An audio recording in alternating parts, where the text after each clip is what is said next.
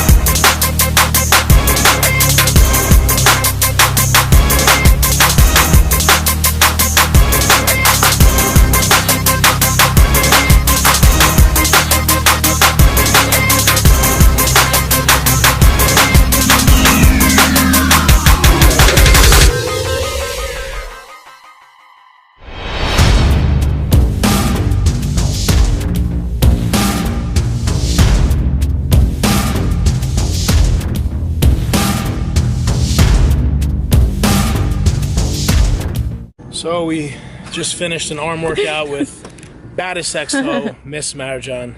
How did I do? Tell them the truth. I don't care. She did great. She did great. She was really focused on getting you guys good footage, so it wasn't the craziest arm workout ever, but she did great. She's definitely a beast in her own right, and she'll be coming back here at Bet Francis Powerhouse Gym in Syosset to train with me more often.